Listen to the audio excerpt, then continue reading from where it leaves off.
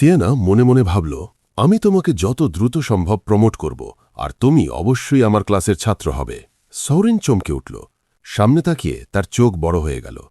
মনে মনে ভাবল, ও কি এখনই আমার দিকে তাকালো? না, হয়তো আমি বেশি ভাবছি। সামনের একজন ছাত্র জোরে বলল, যেহেতু এটা প্রথম ক্লাস, আপনি কি আমাদের একটা গল্প বলবেন? আরেকজন মজা করে বলল, আপনি কি সত্যিই প্রফেসর থ্যাডের সাথে ডেটিং করছেন? সিয়েনা কিছু বললেন না, কিন্তু তার ভ্রুকুটি থেকেই বিরক্তি স্পষ্ট বোঝা যাচ্ছিল। তিনি হাত তুললেন। তার হাতের তালুতে সঙ্গে সঙ্গে একটি ছোট বরফের টুকরো তৈরি হল, ক্রিস্টালের মতো সুন্দর। সিয়ানা ক্লাসের দিকে তাকিয়ে বললেন, এখানে কেউ কি এই ম্যাজিকের পেছনের তত্ত্বটা ব্যাখ্যা করতে পারবে? ঠান্ডার কারণে সৌরিনের পাশের জানালায় বরফ জমে গেছে। তার কণ্ঠ শান্তই রইল। ঠান্ডা কি? ক্লাসরুমের ছাদেও বরফের কণা জমতে শুরু করল। তিনি আবার প্রশ্ন করলেন, আর ফ্রিজিং কি? ছাত্ররা কাঁপতে কাঁপতে নিজেদের জড়িয়ে ধরল। প্রফেসর, খুব ঠান্ডা লাগছে। সিয়েনা শান্তভাবে বললেন, তোমরা ঠান্ডা অনুভব করছো কারণ তোমাদের এনার্জি কমে গেছে। তিনি হাতে থাকা বরফ নিয়ে ক্লাসের ভেতরে হাঁটতে লাগলেন। এই জগতে থার্মাল এনার্জি বলে কোনো ধারণা নেই, তাই টেম্পারেচার অসীম পর্যন্ত বাড়তে পারে, কিন্তু অসীম পর্যন্ত কমতে পারে না। হঠাৎ তার হাতে থাকা বরফ ভেঙে চুরমার হয়ে গেল। তিনি বললেন, যখন এনার্জি শূন্যে পৌঁছায়, আমরা সেটাকে বলি অ্যাবসোলিউট জিরো। হালকা হেসে তিনি বললেন, এই ঘরের একটু এনার্জি ব্যবহার করলেই আমরা সহজেই এই রকম বরফ তৈরি করতে পারি। কিন্তু যদি এটাকে মাইক্রোস্কোপিক অংশে ভেঙে কনভেকশন তৈরি করি? বরফের টুকরোগুলো মাটিতে পড়ে গেল। তিনি নিজেই উত্তর দিলেন, তাহলে আমরা এমন এক তাপমাত্রা তৈরি করতে পারি যা একজন মানুষকে মেরে ফেলতে পারে। ছাত্ররা ভয়ে স্তব্ধ। মানে, আমরা কি এখন মরতে যাচ্ছি? সিয়েনা ঘুরে মঞ্চে ফিরে গেলেন। তাহলে প্রশ্ন হল, একজন ম্যাজ কিভাবে এই এনার্জি অ্যাবজর্ভ করে? তিনি চক তুলে বোর্ডে লিখলেন, কোনো যন্ত্র বা উপকরণ ছাড়াই তারা কিভাবে এমন ম্যাজিক অ্যাক্টিভেট করে? সৌরিন গভীরভাবে তার দিকে তাকিয়ে রইল। সিয়েনা বোর্ডে একটি বৃত্ত আঁকলেন, যা স্পিরিট ফিল্ড এবং ম্যাজকে বোঝায়। তিনি বললেন, একজন ম্যাজ তার স্পিরিট ফিল্ডের ভেতরের জগৎকে নিয়ন্ত্রণ করে। হ্যাঁ, এটা নির্দিষ্ট একটি সীমার মধ্যে, কিন্তু একবার সেই সীমার ভেতরে গেলে সেই ম্যাজই সেখানে ঈশ্বর। তার কণ্ঠ স্থির। তুমি চাইলে ইন্দ্রিয়গুলো নিয়ন্ত্রণ করতে পারো, আলো, গন্ধ, এমনকি শারীরিক অনুভূতিও তৈরি করতে পারো। এই বিশেষ অনুভূতি একজন ম্যাজকে বাস্তবতাকে নিয়ন্ত্রণ করার ক্ষমতা দেয়। তিনি বোর্ডে টোকা দিয়ে বললেন, কিন্তু যদি সে নিজেই না জানে তার ক্ষমতা কি? তার কণ্ঠ একটু জোরালো হল। ম্যাজিক ব্যবহার করতে হলে দুটি শর্ত পূরণ করতে হয়, অমনিসিয়েন্স এবং অমনিপোটেন্স। সপ্তম শ্রেণীর ছাত্ররা হা করে শুনছে। ম্যাজেরা তাদের অমনিসিয়েন্স আর অমনিপোটেন্সের ওপর ভিত্তি করে ম্যাজিক ব্যবহার করে। তুমি যতই অমনিপোটেন্ট হও না কেন, জ্ঞান ছাড়া তুমি কখনো ম্যাজিক ব্যবহার করতে পারবে না। এই কথাগুলো সৌরিনের জন্য যেন একটা জাগরণ ছিল। এই কারণেই ম্যাজেরা বিশেষ ক্ষমতা থাকা সত্ত্বেও পণ্ডিতদের মতো পড়াশোনা করে। সৌরিন হঠাৎ বুঝতে পারল, এই কারণেই আমি ম্যাজিক ব্যবহার করতে পারি না। সে মনে করল, আগে কিভাবে সে নিজেকে রক্ষা করেছিল। আমার তো অমনিসিয়েন্সের কোনো ধারণাই ছিল না, আমি শুধু অমনিপোটেন্সি ট্রেন করেছি। সিয়েনা বললেন, এই স্কুলে তোমরা অসংখ্য বিষয় শিখবে। স্পিরিট ফিল্ড হল ম্যাজিকের মাত্র অর্ধেক অংশ। হেসে বললেন, পরিশ্রম না করলে তোমরা কখনোই সত্যিকারের ম্যাজ হতে পারবে না। ইন্ট্রো শেষ করে সিয়েনা বললেন, ঠিক আছে, আজ আমরা বেসিক কেমিস্ট্রি দিয়ে শুরু করব। জি প্রফেসর। সৌরিন নিজের মন শক্ত করল, আমি পারব। তার চোখে দৃঢ়তা, আমি একজন ম্যাজ হবই। সন্ধ্যা নেমেছে একাডেমির বাইরে। কিছু মেয়ে কথা বলছে, আজ লাইব্রেরিতে যাচ্ছ? অবশ্যই, সামনে পরীক্ষা। ডিনার টেবিলেও তারা পড়াশোনা নিয়ে আলোচনা করছে। তোমার রিসার্চ পেপারের টপিক কি? আগে কিছু জিনিস তৈরি করতে হবে। ছাত্ররা এদিক ওদিক হাঁটছে। ক্লাস শেষে সবাই লাইব্রেরিতে যায় বা রিসার্চ গ্রুপে যোগ দেয়। সৌরিন ব্যাগ হাতে হাঁটছে। আমি প্রতিদিন লাইব্রেরিতে যাই, তবুও বেয়ারলি অন্য নোবেল ছাত্রদের সাথে তাল মেলাতে পারছি। সে আকাশের দিকে তাকালো। ঘুম কমে গেছে, খুব ক্লান্ত লাগছে। কিছুক্ষণ ভেবে নিজেকে বলল, তবুও ভালো লাগছে, কারণ ধীরে ধীরে আমার স্বপ্ন পূরণ হচ্ছে। সে হাঁটার গতি বাড়াল। কেউ কি এমন কোনো স্পেল বানিয়েছে যাতে ঘুমানোর দরকার না হয়? হঠাৎ তার পা মাটি থেকে ভেসে উঠল। আমার শরীর হালকা লাগছে কেন? সে চমকে বুঝল সে আকাশে উড়ছে। কি, আমি উড়ছি? পিছনে তাকিয়ে দেখল কেউ তার জামার কলার ধরে তাকে তুলে নিয়ে যাচ্ছে। এটা কি হচ্ছে? সে স্তব্ধ। কেউ আমাকে শিকারী পাখির মতো বহন করছে। হঠাৎ জঙ্গলের ভেতরে জোরে আছড়ে পড়ল। ব্যথায় তার চোখে জল চলে এলো। মাটিতে বসে সামনে তাকালো।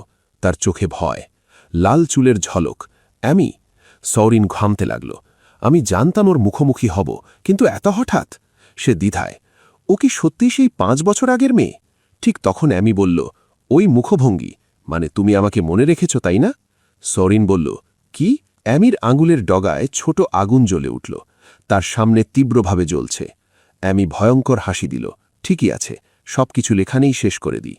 ম্যাজেদের জগতে অমনিসিয়েন্স আর অমনিপোটেন্সের স্পষ্ট ব্যাখ্যা আছে। অমনিসিয়েন্স, ম্যাজিক করার জন্য প্রয়োজনীয় জ্ঞান সম্পর্কে সম্পূর্ণ স্পষ্টতা। এটা শেখা যায় পড়াশুনোর মাধ্যমে। অমনিপোটেন্স, সেই জ্ঞান ব্যবহার করে ম্যাজিক অ্যাক্টিভেট করার ক্ষমতা। এটা মানসিক প্রশিক্ষণের মাধ্যমে বাড়ানো যায়। এগুলো স্পিরিট ফিল্ডের সাথে যোগাযোগের জন্য ব্যবহৃত হয়। হাওয়ায় লাল চুল উড়ছে। অ্যামি ধীরে ধীরে তার হুড খুলে ফেলল। সৌরিন বিস্ময়ে তাকিয়ে রইল। তার সামনে দাঁড়িয়ে আছে অ্যামি। অ্যামি তার দিকে তাকিয়ে বলল, ওই মুখভঙ্গি। তাহলে তুমি আমাকে মনে রেখেছ? সৌরিন এখনো পুরোটা বুঝে উঠতে পারেনি। কি? অ্যামির আঙুলের ডগায় একটা ছোট আগুনের শিখা জ্বলে উঠল। সেই আগুনটা সৌরিনের সামনে ভয়ঙ্করভাবে দাউদাউ করে জ্বলতে লাগল। অ্যামি ঠোঁট বাঁকিয়ে বলল, ঠিক তাই, সবকিছু এখানেই শেষ করে দেওয়া উচিত। পুরনো স্মৃতিগুলো যেন সিনেমার মতো চোখের সামনে ভেসে উঠল। সৌরিন মাথা চেপে ধরে সেই নির্দয় আক্রমণগুলো সহ্য করছিল। কেউ একজন চিৎকার করে উঠল, এই থামো! একজন ঠাগ সৌরিনের সামনে বসে থাকা অ্যামির দিকে তাকিয়ে বলল, মিসটা ওকে নেড়ে ফেলবে মনে হয়। অ্যামি সেই দিনের কথা মনে করল। শুরুতে ভাবছিলাম ছেলেটাকে বাড়ি নিয়ে যাব, কিন্তু যখন ও কাঁদছিল সেই মুখটা, সে একটু থেমে ভাবল। আমি আরও কিছুক্ষণ দেখতে চেয়েছিলাম। সে আগুনটাকে নিয়ন্ত্রণ করছিল। হঠাৎ তার চোখ বড় হয়ে গেল। এই বাস্টার্ড! সৌরিন সোজা হয়ে বসে অ্যামির দিকে তাকাল। তার সেই দৃষ্টি দেখে অ্যামি নিজেই দ্বিধায় পড়ে গেল। সে কি সত্যি 5 বছর আগে সেই ছেলেটা? সৌরিন অবশেষে বলল, অবশ্যই মনে আছে। সে আরও বলল, তখন তুমি ওই অপরাধীদের দিয়ে জোর করে আমার কাপড় খুলতে বলেছিলে।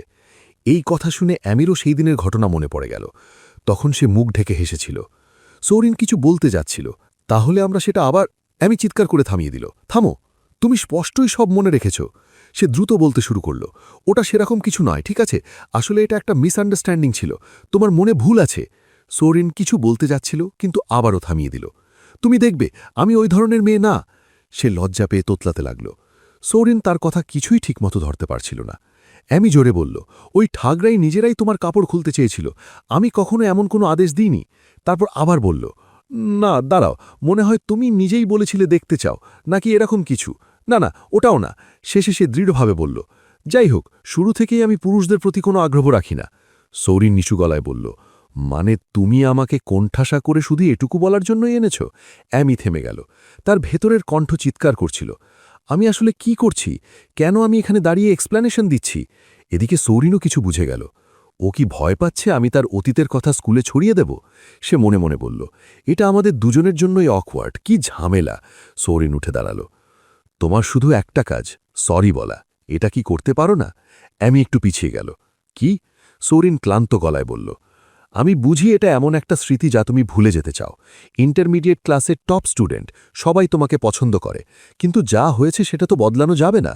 তাই অজুহাত না দেখিয়ে সরাসরি ক্ষমা চাওয়া ভালো না। এতে বিষয়টা এখানেই শেষ হয়ে যাবে। অ্যামি অবাক হয়ে গেল। ক্ষমা? হঠাৎ তার মাথায় সতর্কবার্তা বেজে উঠল। একটু দাঁড়াও, নিজেকে সামলাও অ্যামি। তার চোখে হালকা আতঙ্ক ফুটে উঠল। এই ছেলেটা খুব চালাক, সব কথা এমনভাবে বলছে যেন আমি লজ্জা পাই, তারপর সুযোগ নিয়ে অ্যাডভান্টেজ নিতে চায়। সে মনে মনে বলল, আমার সাথে মাইন্ড গেম খেলছে, ভাবছে আমি সহজ। সে মুখ খুলল, ক্ষমা? শোনো কমানার।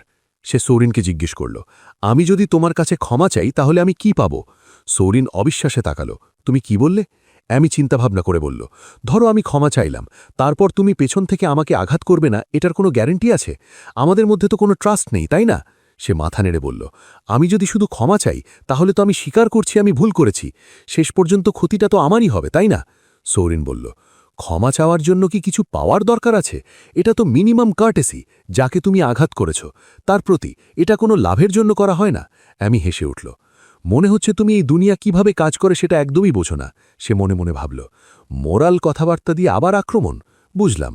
সে সিদ্ধান্ত নিল, এবার আমি খেলাটা ঘুরিয়ে দেব। সে বলল, আমার কোনো লাভ না হলে আমি সময় নষ্ট করব কেন? শুধু ভালো দেখানোর জন্য এসব বলছো? তার কথায় সৌরিন চুপ হয়ে গেল। সে ভাবল, এভাবে চললে ম্যাজিক একাডেমিতে টিকে থাকাও কঠিন হবে। অ্যামি আবার বলল, জানো এই একাডেমিতে সবচেয়ে ভয়ঙ্কর জিনিস কি? সৌরিন কিছুই বুঝতে পারল না। সে ধীরে বলল, আপার ক্লাসম্যান। তার কথাগুলো যেন পাথরের মতো সৌরিনের উপর চাপ ফেলল। যদি তুমি কোনো আপার ক্লাসম্যানের বিপক্ষে যাও তাহলে শুধু ওরা নয়, তোমার ক্লাসমেটেরাও তোমার বিরুদ্ধে যাবে। সে চোখ সরু করে বলল, আর যদি সবাই জেনে যায় তুমি একটা কমনার, তাহলে তোমাকে একাডেমি থেকে বের করে দেওয়ার সম্ভাবনা খুব বেশি। সৌরিন জোরে বলল, তুমি এত ভয় পাচ্ছ যে আমি গুজব ছড়াবো তাই আমাকে এক্সপেল করিয়ে নেওয়ার কথাও ভাবছ? অ্যামি হেসে বলল, এখনই নয়, আমি শুধু দেখব তুমি কেমন বিহেভ করো। আমি পরীক্ষা করব তুমি কতটা চুপ থাকতে পারো। সৌরিন বলল, মানে? সে আদেশ দিল, আজ থেকে প্রতিদিন আমার জন্য কফি নিয়ে আসবে। এই কাজগুলোর মাধ্যমে তোমার রিলায়েবিলিটি পরীক্ষা করব। সৌরিন বিরক্ত হয়ে বলল, আমি কেন করব? অ্যামি এগিয়ে এলো, শুনেছি তুমি স্পেশাল অ্যাডমিশনে ঢুকেছ। একজন কমনারের জন্য এত দূর আসা সহজ নয়। এক্সপেল হয়ে যাওয়াটা দুঃখজনক হবে, তাই না? সৌরিন কিছুক্ষণ ভেবে বলল, ঠিক আছে, যদি এইসব কাজ করে আমি প্রমাণ করতে পারি আমি বিশ্বস্ত, তাহলে করব। অ্যামি হুডটা পরে নিল। ভালো সিদ্ধান্ত। নিজেকে ঠিকভাবে চালাও, কারণ তোমার ফিউচার এর ওপর নির্ভর করছে। এক মুহূর্ত পর তার চোখ ভয়ঙ্কর হয়ে গেল। আর যদি টিচার্সদের কিছু বলো, আমি নিশ্চিত তোমাকেও আমার সাথে টেনে নামাবো। এরপর সে কয়েকবার লাফ দিয়ে ঝড়ের মতো অদৃশ্য হয়ে গেল। অ্যামি চলে যাওয়ার পর শাওরিন নিচু হয়ে তার স্কুল ব্যাগটা তুলে নিল। মনে মনে ভাবল, যাই হোক, এক্সপেলড হওয়ার থেকে এটা ভালোই, যদিও ওর চালাকি এখনও আগের মতোই তীক্ষ্ণ, কিন্তু সবসময় ওর কথা মতো চলতে হবে এটা সত্যিই অন্যায় মনে হচ্ছে। সে নিজের মুখ চেপে ধরল। শুরুই হয়েছে আর এত কঠিন লাগছে। পরের দিন লাইব্রেরির দিকে ভিড় জমেছে। হঠাৎ করে ছাত্রদের নজর একটা দিকে চলে গেল। কেউ বন্ধুকে ডেকে বলল, এই দেখ। সাউরিন হাতে এক কাপ কফি নিয়ে হেঁটে আসছিল। চারপাশের সবাই অবাক হয়ে আলোচনা শুরু করল, কি, ও তো নতুন স্টুডেন্ট, তাই না? ও মাই গড! সাউরিন সবার সামনে গিয়ে 2 হাতে কফি এগিয়ে দিল। এই নিন, সিনিয়র অ্যামি। তার গলা খুব জোরে না হলেও সবাই শুনে ফেলল, আর সব চোখ অ্যামির দিকে ঘুরে গেল। আপনার কফি। পাশে দাঁড়িয়ে থাকা সিরিয়াল অ্যামির কাঁধে হাত রেখে মুখ ঢেকে বলল, কি ব্যাপার অ্যামি, এটা আবার কি? অ্যামি চুল সরিয়ে তার লাল চোখ দেখাল। সে এগিয়ে এসে সাউরিনের হাত থেকে কফিটা টেনে নিল। ওহ, মনে হয় অনেক কষ্ট করে এনেছ। তারপর ঘুরে সোজা চলে গেল। সিরিয়াল বলল, এইভাবে চলে যাচ্ছ? অ্যামি শান্তভাবে বলল, ক্লাসে যেতে হবে, সময় নেই। সাউরিনের মুখ লাল হয়ে গেল। সে অ্যামির চলে যাওয়া পেছনটা তাকিয়ে দেখল। এটা আবার কি হলো? চারপাশের ছাত্ররাও ফিসফিস করতে লাগল। ও মাই গড, ছেলেটা অ্যামিকে প্রপোজ করল আর অ্যামি কিছু না বলেই চলে গেল। কি করুন! সিরিয়াল দৌড়ে গিয়ে অ্যামিকে জিজ্ঞেস করল, নতুন স্টুডেন্টটা কি তোকে পছন্দ করে? অ্যামি মাথা নাড়ল, না, তেমন কিছু না, আমি শুধু একটু জুনিয়রকে ডিসিপ্লিন করছি। বাইরে থেকে শান্ত দেখালেও ভিতরে ভিতরে অ্যামি আনন্দে লাফাচ্ছিল। এটা তো দারুণ মজা। সে কফিতে চুমুক দিয়ে ভাবল, কেমন লাগছে মহান অ্যামির দেওয়া হিউমিলিয়েশনের স্বাদ। তার মনে একটা দৃশ্য ভেসে উঠল। এখন থেকে তুমি সেই জুনিয়রদের লিস্টে যোগ হবে যারা আমাকে গোপনে পছন্দ করে। সে নিশ্চিত ছিল, সাউরিন যদি সবার সামনে দাঁড়িয়ে বলে অ্যামি একটা খারাপ মেয়ে, তবুও কেউ বিশ্বাস করবে না, বরং বলবে রিজেক্ট হওয়ার পর প্রতিশোধ নিচ্ছে। অ্যামি হাঁটতে হাঁটতে গুনগুন করছিল, প্রতিশোধের চেয়ে মিষ্টি আর কি আছে? পাশে থাকা সিরিয়াল কিছুই বুঝতে পারছিল না। ও এত খুশি কেন? অ্যামি মনে মনে স্বস্তি পেল। মনে হচ্ছে গত 5 বছরের সব চিন্তা মুছে গেছে। এদিকে সাউরিন ভিড়ের মাঝে দাঁড়িয়ে একদম ক্লান্ত। এটা তো একদম বুলিং। আমি ওকে কখন কষ্ট দিলাম? সে মুষ্টি শক্ত করল। না, যদি আমি নেগেটিভ ভাবি তাহলে আমিই হারব। সে মাথা তুলে তাকাল। তার চোখের দৃষ্টিটা বদলে গেল। যেহেতু আমাকে এটা করতেই হবে, তাহলে আমি এটা পারফেক্টলি করব। সব কিছু মাইন্ডসেটের উপর নির্ভর করে। এরপর টানা 10 দিন ধরে পুরো একাডেমি আবার গুঞ্জনে ভরে গেল। সে আবার এসেছে, আজও এসেছে। কেউ চিৎকার করে বলল, ম্যাজিক একাডেমির নতুন লাভ স্টোরি, টানা 10 দিন ধরে প্রপোজ করছে। চারপাশে গুঞ্জন থামছে না। লাইব্রেরির সামনে দাঁড়িয়ে থাকা অ্যামি আর সিরিয়ালও সেদিকে তাকিয়েছিল। অ্যামি হেসে বলল, দর্শক তো বেশ বেড়েছে। তার পিছনে অনেক মানুষ দাঁড়িয়ে তাকিয়ে আছে। অ্যামি মনে মনে ভাবল, এত মানুষ দেখছে, তাহলে এখন সবাই জানে। তাহলে ধীরে ধীরে এটা শেষ করে দেওয়া উচিত। হঠাৎ পাশে থাকা সিরিয়াল জিজ্ঞেস করল, অ্যামি, তুমি কবে সাউরিনের ফিলিংস অ্যাকসেপ্ট করবে? প্রশ্নটা শুনে অ্যামি একদম থেমে গেল। কি বললে? সে জোরে বলল, আমি কেন ওই ছেলেটাকে অ্যাকসেপ্ট করব? তুমি ভুলে গেছো আমি কে? সিরিয়াল একটু ভেবে বলল, কিন্তু অনেক গুজব ছড়াচ্ছে, আর তুমি অন্য ছেলেদের দিকে তাকাও না, কিন্তু সাউরিনের কফি সবসময় নাও। এই কথা অ্যামির মাথায় বজ্রপাতের মতো লাগল। সবাই অপেক্ষা করছে একাডেমির লেজেন্ডারি কাপল দেখার জন্য। তার মাথায় শুধু তিনকে শব্দ, কি হচ্ছে এটা? ঠিক তখনই সাউরিন আবার কফি এগিয়ে দিল। সিনিয়র হেসে বলল, আপনার কফি। সাথে সাথে নিচের ছাত্ররা চিৎকার শুরু করল, সে ইয়েস, সে ইয়েস। সাউরিন আত্মবিশ্বাস নিয়ে বলল, এইবার এক ফোঁটাও ফেলেনি, তাই না? কিন্তু মনে মনে বলছিল, দ্রুত নাও প্লিজ, আমাকে লাইব্রেরিতে যেতে হবে। অ্যামি দাঁত চেপে ধরল। তার চোখ লাল, গালও লাল হয়ে গেছে। এটা কিভাবে এমন হলো? চারপাশে চিৎকার, সে ইয়েস, সে ইয়েস। সাউরিন কফি এগিয়ে ধরে আছে। ও এখনও নিচ্ছে না কেন? সে চিন্তিত। আমাকে তাড়াতাড়ি লাইব্রেরিতে যেতে হবে। হঠাৎ অ্যামি এগিয়ে এসে কফি কাপটা মাটিতে ফেলে দিল। তুমি ভীষণ বিরক্তিকর। সবাই স্তব্ধ। সিরিয়াল মুখ ঢেকে বলল, অ্যামি। কাপটা মাটিতে পড়ে গেল। অ্যামি বলল, ভাবছ এইসব দিয়ে আমি তোমার প্রেমে পড়ে যাব? সে আঙুল তুলে বলল, তুমি একজন ছাত্র, কিন্তু পড়াশোনা না করে মেয়েদের পিছনে ঘুরছ। সে ঘুরে চলে গেল। আর কখনো এগুলো নিয়ে আমার কাছে আসবে না। সিরিয়াল তাড়াতাড়ি বলল, সরি সাউরিন, সরি, আমি যাচ্ছি। ভিড় আমার গুঞ্জন শুরু করল। রিজেক্ট হয়ে গেল। খুবই কঠিন। সিরিয়াল বলল, এভাবে করলে গুজব ছড়াবে। আমি বিরক্ত হয়ে বলল, যা খুশি হোক, ওদের অনেক ফাঁকা সময় আছে। আমি গ্র্যাজুয়েট করলেই সব শেষ। বাইরে সিঁড়ির কাছে সাউরেন নিচু হয়ে কফি কাপটা তুলছিল। চারপাশে কথা থামছে না। মনে হয় সে আইস প্রিন্সেস, তাই এমন আচরণ। চলো কফি নষ্ট করার জন্য রিপোর্ট করি। বেচারা সোরিন। সোরিন এখনো হতভম্ব হয়ে দাঁড়িয়েছিল। সত্যি? তাহলে আর আমাকে এটা করতে হবে না? সে নিজের ব্যাগ তুলে নিয়ে দাঁড়িয়ে গেল। মেয়েরা বলে উঠল, ও না, ওকে দেখে মনে হচ্ছে খুব কষ্ট পেয়েছে, সত্যিই দুঃখজনক। কিন্তু সবাই যা ভাবছিল তার একেবারে বিপরীত। সোরিনের মুখ উজ্জ্বল হয়ে উঠেছিল। আমি মুক্ত। সেই রাতে লাইব্রেরিতে অ্যামি মাথা নিচু করে সামনে রাখা বইয়ের দিকে তাকিয়েছিল। ধুর, রাগে সে মাথা তুলল। উপরের ঠোঁটে একটা কলম ব্যালেন্স করতে করতে বলল, নতুন স্টুডেন্টদের গুজব ছড়ানো বন্ধ করতে হবে। কিন্তু গুজবটা তো আমিই শুরু করেছি। যদি ছড়িয়ে পড়ার আগেই শেষ করে দিই তাহলে ঠিক হয়ে যাবে। কিন্তু এটা সবচেয়ে গুরুত্বপূর্ণ বিষয় না। অ্যামির চোখ লাল হয়ে উঠল। ক্রিমসন আই সক্রিয় হল। এই স্কিলের একাডেমিক নাম রিফ্লেক্টেড মেমোরি। হঠাৎ অ্যামির চারপাশের দৃশ্য পাল্টে গেল। মনে হলো যেন সে একাডেমি ক্যাম্পাসের মাঝখানে বসে আছে। এই স্কিল ব্যবহারকারীকে তার অভিজ্ঞতাগুলো রেকর্ড করে রাখতে সাহায্য করে। অ্যামি মনে করতে লাগল, যখন সোরিন তাকে কফি দিয়েছিল, সে লাজুক গলায় বলেছিল, সিনিয়র, আপনার কফি। টানা 10 দিন যতবারই অ্যামি সোরিনের সাথে দেখা করেছে, প্রতিবারই সে ক্রিমসন আই ব্যবহার করেছে। এই সময়গুলোতে সোরিনের চেহারা সে ভালো করে মনে গেঁথে নিয়েছিল। সে দাঁত চেপে বলল, প্রথম দিনে ওকে বেশ অ্যামিউজড লাগছিল। কিন্তু দ্বিতীয় দিন, তৃতীয় দিন, চতুর্থ দিন, পঞ্চম, ষষ্ঠ, সপ্তম, অষ্টম, নবম আর দশম দিন, বাকি 9 দিনেও কিছুই বদলায়নি।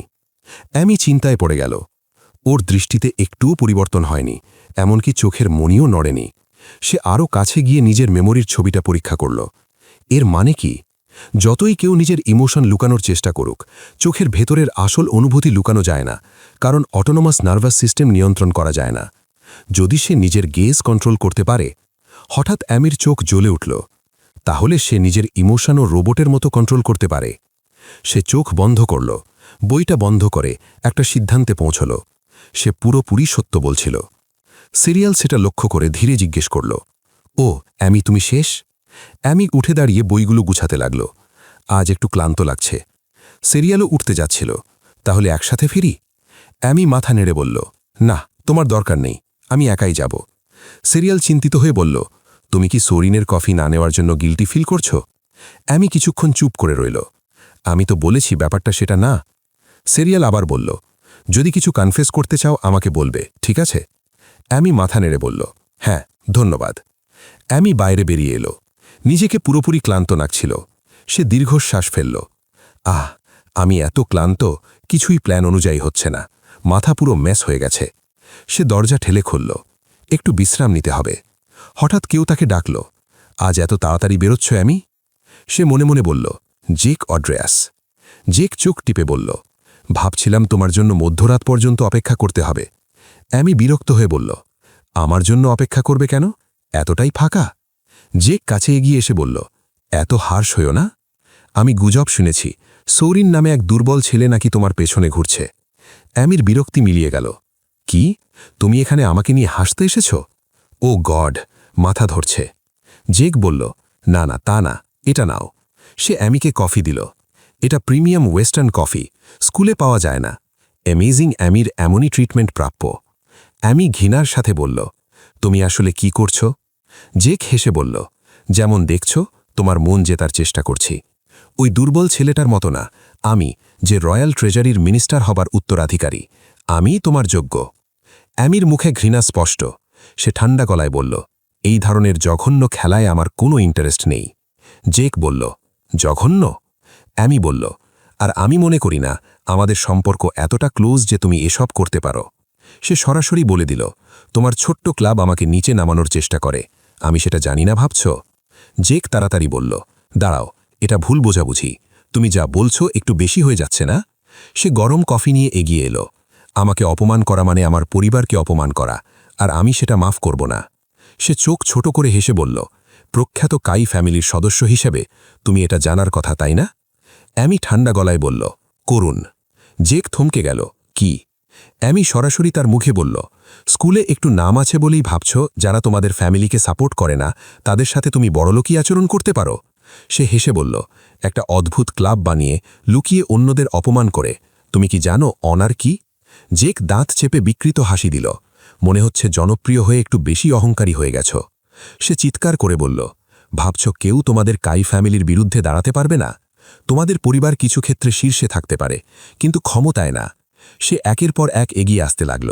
অ্যামি পিছিয়ে যেতে লাগল। আমাদের পরিবারের ক্ষমতায় আমরা তোমাদের কাই ফ্যামিলিকে দেউলিয়া করে দিতে পারি। সে উপর থেকে তাকিয়ে বলল, এখন বুঝতে পারছ? অ্যামি হেসে বলল, হ্যাঁ, এখন বুঝেছি। সে সরাসরি বলে দিল, এই চেহারাটাই আসল, একজন খারাপ মানুষের চেহারা। সে জেকের দিকে তাকিয়ে বলল, সৌরিনের মতো না, তোমার চোখ একেবারে মৃত মাছের মতো। জেক বিশ্বাসই করতে পারছিল না। কি বলছ? আমি কি সেই অদক্ষ ছেলেটার থেকেও খারাপ? সে প্রায় পাগলের মতো হয়ে গেল।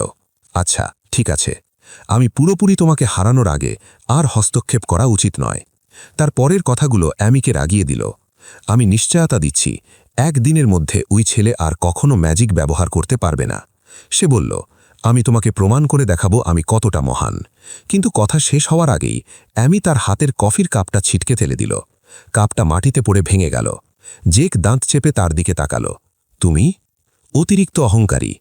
আমার সহ্যের একটা সীমা আছে, তুমি যতই সুন্দর হও না কেন। তার চোখের মনি সংকুচিত হয়ে গেল। অ্যামি তার স্পিরিট ফিল্ড অ্যাক্টিভেট করেছে। অন্ধকার রাতে তার লাল চোখ ঝলমল করছিল। সে শান্ত গলায় জিজ্ঞেস করল, কি? তুমি কাকে নিয়ে কিছু করার পরিকল্পনা করছ? জেক ভেতরে ভেতরে কেঁপে উঠল। এত দ্রুতই সে ফোর্থ ফর্ম ব্যবহার করতে পারে? সে তোতলাতে তোতলাতে বলল, তুমি কি পাগল নাকি? জানো না এখানে ম্যাজিক ব্যবহার করা নিয়মের বিরুদ্ধে? অ্যামি জোরে হেসে উঠল। বন্ধ করিডরের ভেতর দিয়ে হঠাৎ তীব্র বাতাস বয়ে গেল। সে জেককে ব্যঙ্গ করে বলল, শুধু চেহারা ছাড়া কিছুই নেই তোমার। তারপর বলল, কমপক্ষে সরিন তার ফ্যামিলির স্ট্যাটাসের উপর নির্ভর করে না। সে নিজের কাজের দায়িত্ব নেয়। আমি বাজি ধরে বলতে পারি অর্ধেক বছরেও তুমি তার কাছে পৌঁছাতে পারবে না। জেকের কপালে রগ ফুলে উঠল। এই মেয়েটা সত্যিই। সে ভাবল, পুরো রুমটা বাতাসে ভরে ফেলেছে। জেক হিসাব করতে লাগল, আমি যদি এখন কিছু করি সে কি আক্রমণ করবে? এই একাডেমির টপ স্টুডেন্টের সাথে লড়াই করা সম্ভব না। কিন্তু সে অ্যামির দিকে তাকিয়ে রেলিং শক্ত করে ধরল, নিজেকে প্রস্তুত করল। একজন ভদ্রলোকের প্রতিশোধ 10 বছর পরে হলেও দেরি হয় না। এই বলে জেক সিঁড়ি দিয়ে পালিয়ে গেল। ভেবো না এটা এখানেই শেষ। অ্যামি দেওয়ালে হেলান দিয়ে নিচু স্বরে বলল, অনেক দিন পর এতটা উত্তেজিত হলাম। সে নিজেকেই প্রশ্ন করল, আমি এটা কেন করলাম? ও আমাকে হুমকি দিয়েছে বলে, নাকি আমার সিক্রেট জেনে ফেলেছে বলে? তার মনে পড়ল সরিনের কথা, এই কাজগুলো করলে যদি তুমি আমাকে বিশ্বাস করো তাহলে আমি করব। অ্যামি ঘুরে হাঁটতে লাগল। মেঝেতে পড়ে থাকা কফির দিকে তাকিয়ে গালি দিল, ধুর, মনে হয় কাল আর সে আসবে না। বাইরে তখন চাঁদ অনেক উপরে উঠে গেছে। সে বিড়বিড় করে বলল, তবে তার জন্যই আমার মাথা এখন পরিষ্কার।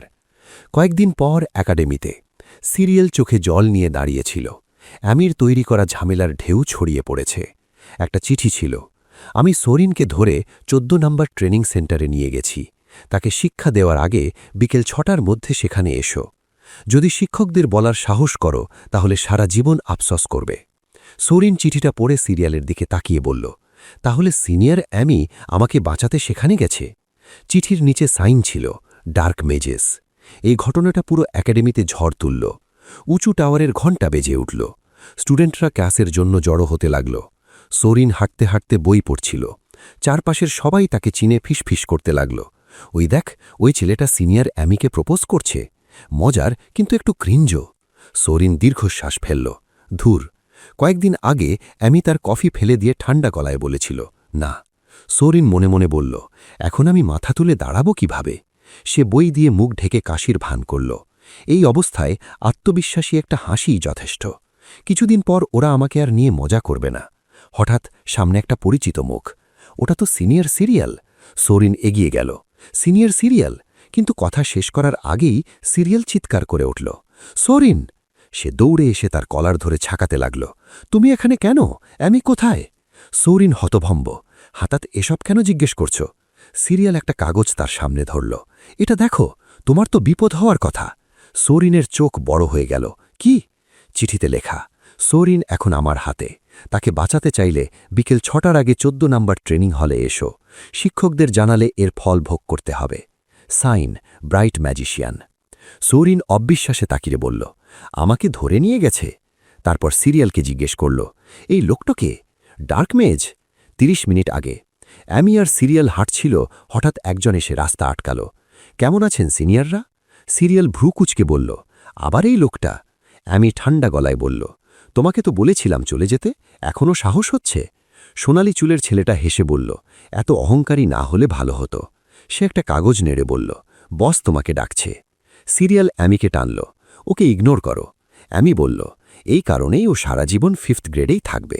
ছেলেটা বলল, বস বলেছে এটা দিলে তুমি শুনবে। তোমার লোকের কিছু না চাইলে যাও। সিরিয়াল বিরক্ত হয়ে বলল, কি বললে? একদম ডিসগাস্টিং। চলো লাইব্রেরিতে যাই। কিন্তু অ্যামি হঠাৎ ফিরে গিয়ে কাগজটা ছিনিয়ে নিল। অ্যামি অবাক। অ্যামি কাগজটা পড়ল। Sarin has been captured. তার মনে পড়ল জেকের কথা। ও আর কখনো ম্যাজিক ব্যবহার করতে পারবে না। অ্যামি দাঁত চেপে বলল, জেক, ওই নোংরা হারামি। সে জোরে বলল, তো কি হয়েছে? কাগজটা ছুঁড়ে ফেলল। এটার সাথে আমার কি সম্পর্ক? সিরিয়াল কাগজটা তুলে পড়ল। ডার্ক মেজেস? ওরা কি সেই গ্রুপ যারা ট্যালেন্টেড ছাত্রদের টার্গেট করে? কিন্তু সরিনকে কেন? আমি চিন্তিত হয়ে গেল। সেদিন আমি নিজেকে থামাতে পারিনি, ওর বিরুদ্ধে গিয়েছিলাম। সিরিয়াল বলল, প্রফেসরসদের বলো, না হলে তুমি নিজেও বিপদে পড়বে। আমি ধীরে বলল, ঠিকই বলেছ, কিন্তু ব্যাপারটা এত সহজ না। সে কল্পনা করল, যদি ইনভেস্টিগেশন হয় তাহলে আমাকে সরিনের সাথে আমার সম্পর্ক বলতে হবে, আর অতীত সব ফাঁস হয়ে যাবে। যদি সেটা ঘটে তাহলে সবই ফাঁস হয়ে যাবে। অ্যামির মনে ভেসে উঠল সরিনের অসহায় মুখ। সে তো একজন কমনার। তার নিজের বলা কথাগুলোও মনে পড়ল। তোমার মতো একজন কমনারের এখানে আসাটা নিশ্চয়ই অনেক কঠিন ছিল। যদি তোমাকে বের হয়ে যেতে হয় সেটা খুবই দুঃখজনক হবে, তাই না? আর সরিনের কথাও। এগুলো করলে যদি তুমি আমাকে বিশ্বাস করো তাহলে আমি করতে রাজি। অ্যামির চিন্তা 5 বছর আগের দিকে চলে গেল। মাটিতে পড়ে থাকা সেই ছেলেটা বলছিল, আমি এটা করিনি। সে দেখেছিল সরিন মাটিতে পড়ে আছে। সে মরিয়া হয়ে বলছিল, প্লিজ। অ্যামি মুষ্টি শক্ত করে ধরল। সিরিয়াল? সে নিজের ব্যাগটা সিরিয়ালের হাতে দিল। আমি যাচ্ছি। আমি যদি ফিরে না আসি তাহলে প্রফেসরসদের জানিও। সিরিয়াল হতভম্ব হয়ে বলল, কি? তুমি একা যাবে কেন? ওরা কয়জন সেটা পর্যন্ত জানো না? অ্যামি পেছনে তাকিয়ে বলল, সরি, কিন্তু আমার নিজের কিছু কারণ আছে। আমার জন্য চিন্তা করো না। সে আত্মবিশ্বাসের সাথে বলল, জেকের মতো 10টা লোক থাকলেও তারা আমার কিছু করতে পারবে না। বর্তমানে ফিরে সরিন হাতে থাকা কাগজটার দিকে তাকিয়ে বলল, তাহলে? সে অবিশ্বাসে সিরিয়ালকে জিজ্ঞেস করল, সিনিয়র অ্যামি আমাকে বাঁচাতে গেছে? মনে মনে সে ভাবল, অসম্ভব, এত চতুর একটা মানুষ। সে তাড়াহুড়ো করে জিজ্ঞেস করল, সে একাই গেছে, আমরা কি করব? সিরিয়াল বলল, অ্যামি বলেছে তার নিজের কিছু কারণ আছে। এই প্রথম সে আমাকে এভাবে কিছু করতে বলেছে। সে বলেছে 7টা পর্যন্ত অপেক্ষা করতে। সরিন চিন্তা করতে লাগল। আর কোনো উপায় নেই। সে বুঝতে চেষ্টা করল কেন অ্যামি প্রফেসরসদের বলতে চাইছে না। ঘড়ি বের করে সময় দেখল। এটা আমাদের সিক্রেট রক্ষা করার জন্য। আমরা একই নৌকায় আছি। সরিন কিছুক্ষণ ভেবে বলল, আমাকেও যেতে হবে। সে ব্যাগটা টেবিলে আছাড় মারল। সিনিয়র, আপনি ওই সময় পর্যন্ত অপেক্ষা করুন। সিরিয়াল বলল, থামো। কিন্তু সরিন ইতিমধ্যেই দৌড়ে চলে গেছে। দৌড়াতে দৌড়াতে ভাবল, 14 নম্বর হল তো পাহাড়ের দিকে। আমি কি সময় মতো পৌঁছাতে পারব? হঠাৎ তার পা মাটি থেকে উঠে গেল। সিরিয়াল তাকে তুলে নিয়ে উড়ছিল। সে বলল, দৌড়ে যেতে কত সময় লাগত জানো? আমি তোমার সাথে যাচ্ছি। তারপর বলল, আমি এখন টেলিপোর্ট করব, ভালো করে ধরো। সরিন অবাক, মানে কি? হঠাৎ হলুদ আলো ঝলসে উঠল। তার হাতগুলো হালকা সোনালি আলোয় ঢেকে গেল। এক মুহূর্তের মধ্যেই তারা আকাশ থেকে অদৃশ্য হয়ে গেল। সরিন চিৎকার করে উঠল। একজন ছাত্র আকাশে আলো দেখে বলল, কি? কে এখন ম্যাজিক ব্যবহার করল? পরের মুহূর্তে তারা জঙ্গলে পৌঁছল। সিরিয়াল থামল। টেলিপোর্ট করতে গিয়ে গাছে ধাক্কা খাওয়া বিপজ্জনক, এখান থেকে উড়ে যেতে হবে। সে আবার উড়তে শুরু করল। কিছুক্ষণ পর তারা মাটিতে নামল। সৌরিন গাছ ধরে দাঁড়াল। আমি একদম মেন্টালি প্রস্তুত ছিলাম না। সে গাছ জড়িয়ে ধরে বমি করতে লাগল। সিরিয়াল ইতিমধ্যে 14 নম্বর হলে পৌঁছে গেছে। সে দৌড়াতে দৌড়াতে ডাকল, অ্যামি, তুমি কোথায়? চারদিকে তাকিয়ে বলল, কেউ নেই। অদ্ভুত। সময় হতে আর 10 মিনিট বাকি। সৌরিন মুখ মুছে বলল, হয়তো জায়গা বদলেছে। চিঠিতে লোকেশন লেখা ছিল, তাই টিচার্সদের এড়িয়ে গেছে। সিরিয়াল উদ্বিগ্ন হয়ে বলল, তাহলে অ্যামি? সৌরিন ভাবল, কি জটিল পরিকল্পনা। পুরনো সিক্রেট আর বর্তমান সব জড়িয়ে গেছে।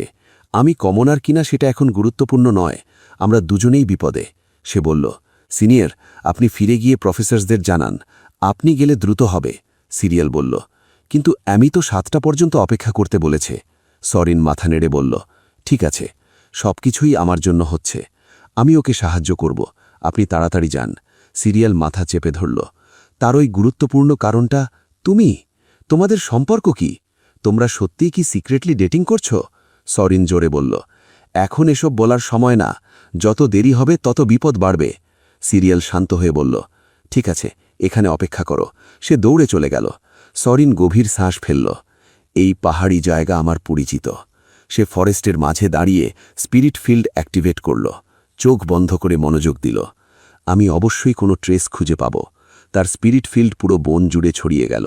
হঠাৎ সে কিছু অনুভব করল। এখানে ফুটপ্রিন্ট। সে এগুলো অনুসরণ করতে লাগল। দুজনের পদচিহ্ন, কিন্তু মাঝখানেই থেমে গেছে। ওরা কি উড়ে গেছে? হঠাৎ একটা শব্দ, ডাল ভাঙার আওয়াজ। সরিন চমকে উঠল। সে ধোয়ার দিকে তাকাল। নাকি কিছু হয়ে গেছে? Magic info, story context, teleportation, light attribute, photon form magic. 10 মিটারের মধ্যে টেলিপোর্ট করা যায়। সহজ ম্যাজিক হলেও বাধায় ধাক্কা লাগলে জীবন ঝুঁকিতে পড়ে। Flying, air attribute, wind plus hidden ম্যাজিকের কম্বিনেশন। গভীর জঙ্গলে। একজন বলল, উপস, হাত ফসকে গেল। চিঠি দেওয়া সেই ব্লন্ড ছেলেটা হাসল। ওহ, প্রায় তোমাকেই লাগছিল। Welcome gift অ্যামি। এই নাও, একটা সিলভার ফায়ারওয়ার্ক। অ্যামি পাশে জ্বলতে থাকা আগুনের দিকে তাকালো। তার চোখে ঠান্ডা ভয়ঙ্কর দৃষ্টি। উপর থেকে আরও কয়েকজন নেমে এলো। তারা মাটিতে নেমে অ্যামিকে ঘিরে ফেলল। দেখো তো, মহান অ্যামি নিজে এসছে। এত বড় মাছ ধরতে পারা, আমাদের বস সত্যিই দারুণ। নতুন একজন বলল, বাজে কথা বলো না। একজন লেতা টাইপের লোক বলল, অ্যামি আমাদের সম্মানিত অতিথি, অভদ্রতা করো না। অ্যামি মাঝখানে দাঁড়িয়ে হাত গুটিয়ে তাদের দিকে তাকালো। আমি ভেবেছিলাম কিছু ইমপ্রেসিভ হবে, কিন্তু এটা তো কিছু রাস্তার গুন্ডা ছাড়া কিছুই না। জেক বলল, তুমি সত্যিই একা এসেছ? ওই ছোট্ট ছেলেটা এতই গুরুত্বপূর্ণ যে তার জন্য নিজের জীবন ঝুঁকিতে ফেললে? অ্যামি ঠান্ডা গলায় বলল, একটা ইঁদুর ধরতে পুরো বাড়ি পুড়িয়ে ফেলতে হয় না। জেক দাঁত চেপে হাসল। এখনও এত অহংকার? এতগুলো চোখ তোমার দিকে তাকিয়ে আছে, এবার তোমার ইচ্ছা পূরণ হবে না। সে হালকা তাচ্ছিল্যের হাসি দিল। এইবার আমি সব হিসেব করে রেখেছি। অ্যামি তার দিকে তাকালই না। তুমি কিভাবে হিসেব করো সেটা তোমার ব্যাপার, আমার কিছু যায় আসে না। সরিন কোথায়? এই কথা শুনে সবাই হেসে উঠল। সে আর কোথায় থাকবে? লাইব্রেরিতে বসে বই চাটছে এখনও। তার গার্লের সাথে কি হতে যাচ্ছে সেটাও জানে না। ব্লন্ড ছেলেটা হাসতে হাসতে বলল, অসব বইটই থাক, কে পরোয়া করে? আমাদের আগ্রহ শুধু তোমার নিয়ে। এখানকার ছেলেরা সবাই প্রতিশোধ নিতে মরিয়া। জেক রাগে বলল, ও গত রাতের জন্য এখনও ক্ষেপে আছে। চোখের বদলায় চোখ, নিজেকে সামলে চলাই ভালো। অ্যামি একটা দীর্ঘশ্বাস ছাড়ল। যদি সরিন এখানে না থাকে তাহলে কাজটা সহজ। সে হালকা হাসল। যেমন জেক বলল, এত লোক সামনে থাকলে কাজটা ঝামেলার। হঠাৎ তার শরীর নীল আলোয় ঢেকে গেল। কারণ এই সব আবর্জনা পরিষ্কার করতে একটু সময় লাগবে, ঝামেলা তো আছেই। জেকের দল স্তব্ধ। কি? তার কপালে ঘাম জমল। না, এটা হতে পারে না। তারা কিছু বুঝতে ওঠার আগেই অ্যামি পেছনের ব্লন্ড ছেলেটার ওপর আক্রমণ করল। আগুন তার হাত পুড়িয়ে দিল। গরম! বাকি সবাই বিশৃঙ্খলায় পড়ে গেল। ও, মেয়ে সত্যি আগুন ছুটছে। জেক চিৎকার করল, শান্ত হও, ডজ করো। টার্গেট ফর্ম অনেকজনের বিরুদ্ধে কাজ করে না। ভীতু জেক কয়েকজনকে নিয়ে উপরে উঠে গেল। দ্রুত ডজ করো। কিন্তু ততক্ষণে অ্যামির স্পিরিট ফিল্ড তাদের কাছে পৌঁছে গেছে। জেক স্থির হয়ে গেল। হঠাৎ বিস্ফোরণ। অ্যামি নিচে শান্তভাবে দাঁড়িয়েছিল। সে আবার হাত নড়াল। তার লাল চোখ ভয়ঙ্করভাবে জ্বলল। আমি খেলতে আসিনি। তার স্পিরিট ফিল্ড অনেকগুলো রশ্মিতে ভাগ হয়ে তাদের দিকে ছুটে গেল। আগুন তীব্রভাবে জ্বলে উঠল। বুম! একসঙ্গে অসংখ্য ফায়ারবল চারদিকে ছুটে গেল। ছেলেগুলো মাথা ঢেকে বাঁচার চেষ্টা করল। তুই বলেছিলি সে শুধু টার্গেট ফর্ম প্র্যাকটিস করেছে, তাহলে এত দ্রুত রোটেশন কিভাবে? একজন আঘাত পেয়ে ছিটকে পড়ল। জেক ভেতরে ভেতরে গালি দিল। ধুর, এটা কি হচ্ছে? এই লেভেল তো ট্রেনিং গ্রাউন্ডের মতো নয়। ওর কি আসল কমব্যাট এক্সপিরিয়েন্স আছে নাকি? খুব গরম। জেক সোজা উপরে উঠল। সে ভাবল, যত শক্তিশালী স্কিল হোক, দুর্বলতা থাকেই। সে উপরে ভাসতে ভাসতে বলল, হরাইজন্টাল অ্যাট্যাক কাউন্টার করতে হলে ভার্টিক্যাল অ্যাট্যাক করতে হবে। সে হাত ভরে বাতাস জড়ো করল। Wind blade! তার অ্যাট্যাক উপর থেকে অ্যামির দিকে নেমে এলো। ধীরে ধীরে সেটা অ্যামির কাছে পৌঁছাতে লাগল। জেক হাসল। এবার শেষ। কিন্তু ঠিক আঘাত করার মুহূর্তে অ্যামি বিদ্যুতের মতো দ্রুত শরীর বাঁকিয়ে ডজ করল। জেক চিৎকার করল, কিভাবে? অ্যামি ঠান্ডা হাসি দিয়ে বলল, এটাই বলে ক্যালকুলেশন, বোকা। সে হাত তুলল। Fire arrow! তার স্পিরিট ফিল্ড সরাসরি জেককে টার্গেট করল। জেক চিৎকার করল, ধুর! একটা ফায়ার বল সরাসরি তাকে আঘাত করল। সে কয়েক ফুট দূরে ছিটকে পড়ল। জেক রাগে ফেটে পড়ল। তুই একদম ডাইনি। অ্যামি এগিয়ে এলো, মৃদু হাসি দিয়ে বলল, তুমি সবসময় এইসব বাজে জিনিস নিয়ে ব্যস্ত থাকো, তাই তোমার রেজাল্ট সবসময় খারাপ। জেক দাঁত চেপে হাত তুলল। আমাকে নিচু করে দেখিস না। অ্যামি হাসল। অকারণে লড়াই করো না। এইবার তোমাকে সহজে ছাড়ব না। হঠাৎ কিছু একটা অ্যামির চোখে আঘাত করল। একটা বেগুনি শক্তি তাকে ঘিরে ফেলল। তার শরীর যেন আটকে গেল। সে বিভ্রান্ত হয়ে বলল, এটা কি? সে ব্যথায় চিৎকার করে উঠল। জেকের দল চারদিক থেকে ঘিরে একসাথে আক্রমণ করল। আরও শক্তি দাও! অবশেষে ধরেছি। জেক হাসল। অবাক হয়েছ, উইন্টার লায়নেস? অ্যামির স্পিরিট ফিল্ড ভেঙে যেতে লাগল। জেক বলল, এটা অ্যান্টি ম্যাজিক এনসার্কেলমেন্ট। স্পিরিট ফিল্ড না সরালে তুমি পাগল হয়ে যেতে পারো। অ্যামি দাঁত চেপে বলল, হারাম জাদা, তুমি ফরবিডেন ম্যাজিক ব্যবহার করার সাহস দেখালে? সে মনে মনে ভাবল, ধুর, আমার রেড আইজও কাজ করছে না। হঠাৎ বাতাসের ঝাপটা এসে তার হাত বেঁধে ফেলল। তার হাত পা আটকে গেল। জেক জোরে হাসতে হাসতে বলল, অবশেষে তোকে ধরেছি। সে চুল পেছনে সরিয়ে কাছে এলো। কি বলো বেব? কালকের প্রস্তাবটা আবার ভাববে? সে একটা ছুরি বের করে হুমকি দিল। ভালো করে ভেবে দেখো, আমি ক্রাইম করতে ভয় পাই না। অ্যামি দাঁত চেপে বলল, আমি আগেই সাবধান করেছিলাম, একটা চালাকি করলেই আমি তোমাকে মেরে ফেলব। সে মনে মনে ভাবল, আমি বেরোতে পারছি না, লিডারকেও হারাতে পারছি না। 12 বছর বয়সের পর আমি ট্রেনিংই করতে পারিনি। ধুর! অ্যামি বাতাসে ঝুলে রইল। আমাকে একটা উপায় খুঁজতেই হবে। জেক হাসতে হাসতে বলল, মনে হচ্ছে তুমি বুঝে গেছ পরিস্থিতি। সে ছুরিটা হাত দিয়ে ছুঁয়ে বলল, শুনেছি তুমি ওই ছেলেদের পছন্দ করো না যারা সব কিছু মুখে তুলে পায়। জেক একটা নির্লজ্জ হাসি দিয়ে অ্যামির দিকে তাকাল। শুধু একটা ছোট্ট দাগ দিলেই হবে, তারপর সবাই নিজে থেকেই তোমার থেকে দূরে থাকবে। লালচে আলো ছড়ানো ড্যাগারটা ধীরে ধীরে অ্যামির মুখের কাছে এগিয়ে এলো। হঠাৎ তার মাথায় 5 বছর আগের সেই স্মৃতি ভেসে উঠল। ছোট্ট গলিতে পড়ে থাকা সাউরিনের সেই অসহায় চেহারা। তাহলে সেদিন সে এমনটাই অনুভব করেছিল। ঠিক তখনই, থামো! একটা চিৎকার শোনা গেল। আমি চোখ খুলে তাকালো।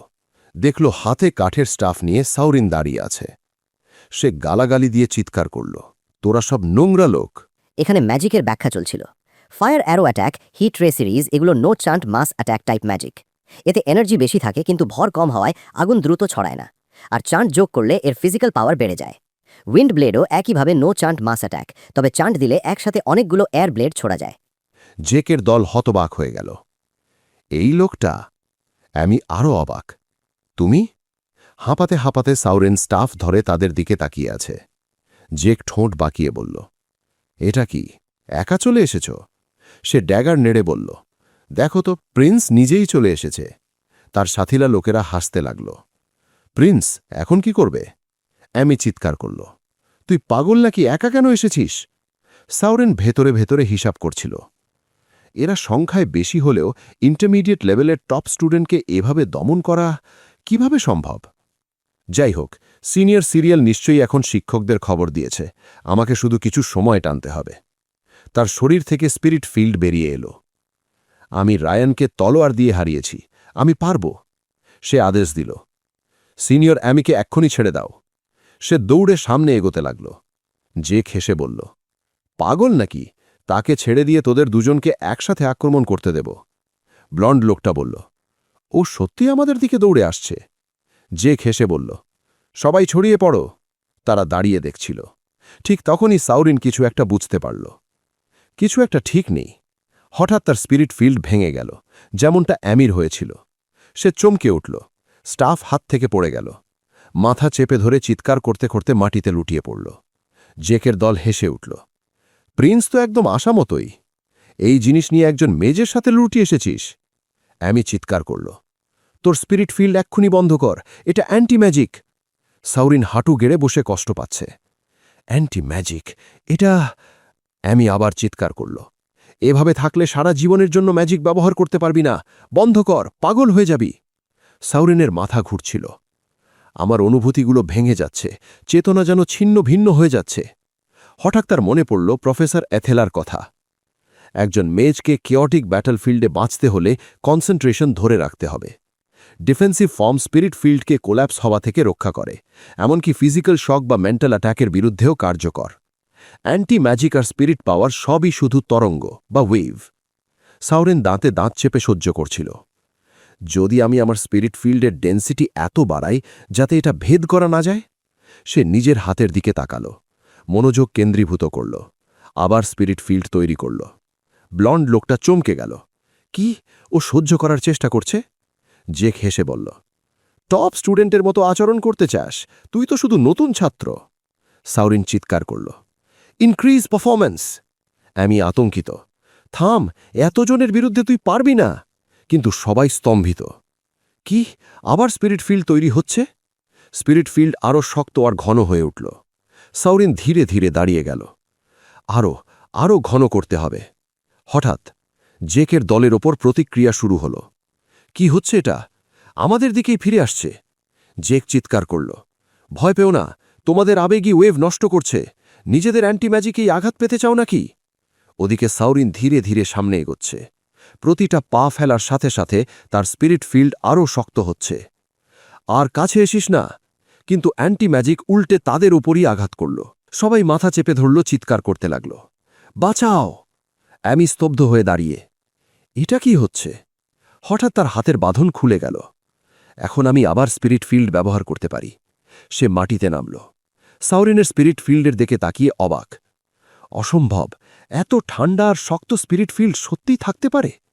সাউরিনের নাক দিয়ে রক্ত পড়ছে। সে নিচের দিকে তাকাল।